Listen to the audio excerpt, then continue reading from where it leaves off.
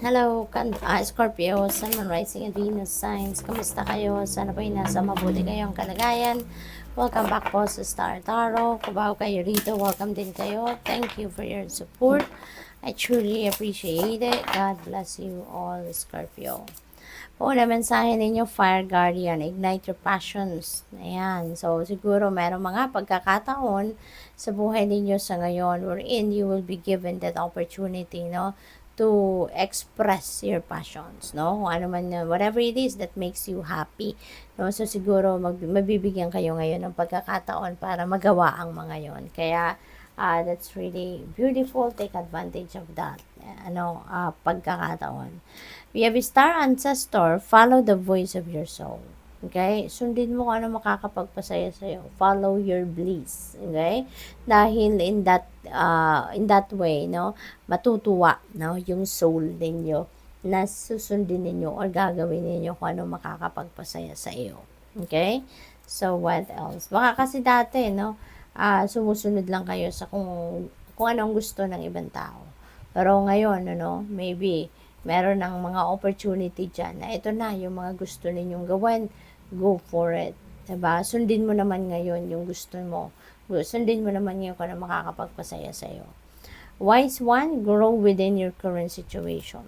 Okay? So, siguro, ang iba sa inyo dito, there's a lot of lessons that you will learn sa mga pinagdadaanan ninyo sa buhay sa ngayon. No?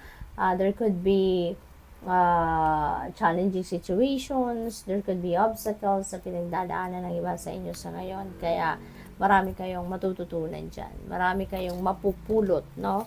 Na mga aral, no, na dapat ninyong matutunan. We have Spirit Fox, trust your talents in changing times. Okay? May mga pagbabagong magaganap sa buhay ninyo sa ngayon. Maybe you are changing career path. Maybe meron kayong bagong trabaho or baka magre-relocate kayo, yung mga ganon. So, gamitin ninyo yung mga talents ninyo sa ngayon. Diba? Kasi baka ngayon na ang tamang pagkakataon para ma-showcase ninyo yung mga talents ninyo. Diba? Baka sa mga pagbabago ninyo ng career, pagbabago ninyo ng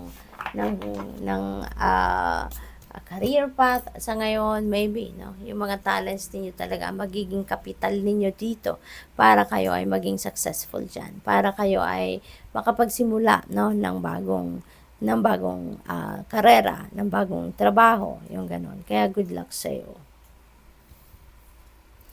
You are a miracle. Think about all of the million little things that had to happen to create you. Ayan, so napaka-sweet, napakaganda.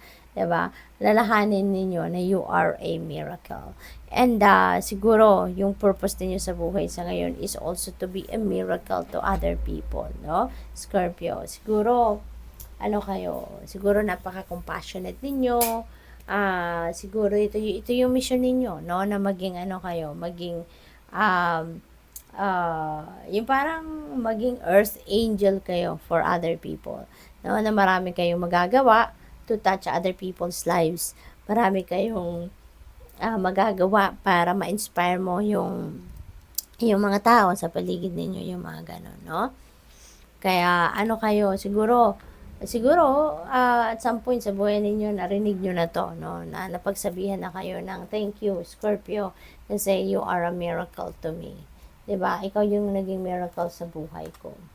Living gratitude, for gratitude is the ultimate state of receivership. Yan. So, lagi ninyong alalahanin na maging mapagpasalamat kayo. Be grateful for everything, no? Be grateful for everything that you receive sa buhay ninyo. Okay? Kahit ano pa man ang biyayang yan, huwag kayong makakalimot magpasalamat. Okay? Because, yung gratitude natin, susi natin yan susi natin yan para sa pag-receive, no, ng mga biyaya, no, sa buhay natin. Okay? The more na nagpapasalamat ka, mas maraming or mas malaking pinto, no, ang magbubukas para sa iyo para maka-receive ka ng mas marami pang biyaya. Okay? You are comprised of over 30 trillion cells that are entirely different from anyone else. The qualities, that make you different are also what makes you great. Okay? Kaya lagi mong alalahanin na you are unique. Lahat tayo is unique, no? Kaya hindi natin pwedeng ikumpara yung sarili natin sa iba. Hindi tama, no, na ikumpara natin yung sarili natin sa ibang tao kasi we are all unique in a way. Hindi tayo pare-parehas, 'di ba? Kaya yung kunyari, yung tagumpay ng kapitbahay mo, hindi mo pwedeng questionin at hindi mo pwedeng ikumpara sa tagumpay mo. Kasi iba-iba tayo ng talento, ng gifts, ng skills, iba-iba tayo ng diskarte sa buhay, iba-iba tayo ng kalagayan sa buhay, estado sa buhay, iba-iba tayo ng path na pinagdadaanan, 'di ba? We are all unique, no, from each other. Kaya hindi pwedeng ipaparehas natin or ikukumpara natin sarili natin with other people. Kaya yun ang dapat na lagi nating tatandaan, okay? When people isolate themselves, don't give up on them. Okay? Always reach out and offer kindness. Okay? So, siguro, merong sitwasyon sa ngayon, no? Na baka meron kayong mga kaibigan or mga kamag-anak or kapamilya, no? Na they are trying to distance, no? From you or to distance from the crowd, no? To distance from the worldly things. When those people isolate themselves, no? Wag ninyong sukuan. Okay? Kasi you never know kung ano yung pinagdadaanan nila, 'di ba? Malay mo, kailangan ka nila, 'di ba? Para tulungan mo sila.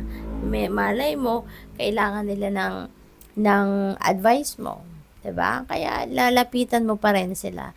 No, wag ninyong sukuan, no, na mag-offer kayo ng tulong, mag-offer kayo ng advice, mag-offer kayo ng kahit ano na sa tingin ninyo pwedeng makatulong sa kanila.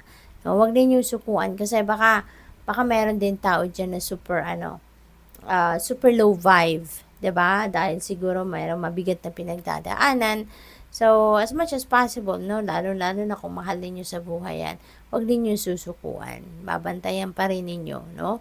At magpakakausapin nyo pa rin at tutulungan nyo pa rin as much as possible. Kasi malay mo, ikaw yung makakatulong sa kanila. Ikaw yung muling magpapangiti sa kanila. Ikaw yung magbabago, 'di ba, sa takbo ng isip nila or sa takbo ng nararamdaman nila, 'di ba? So, good luck sa iyo. Thank you for watching. Love and light. Namaste.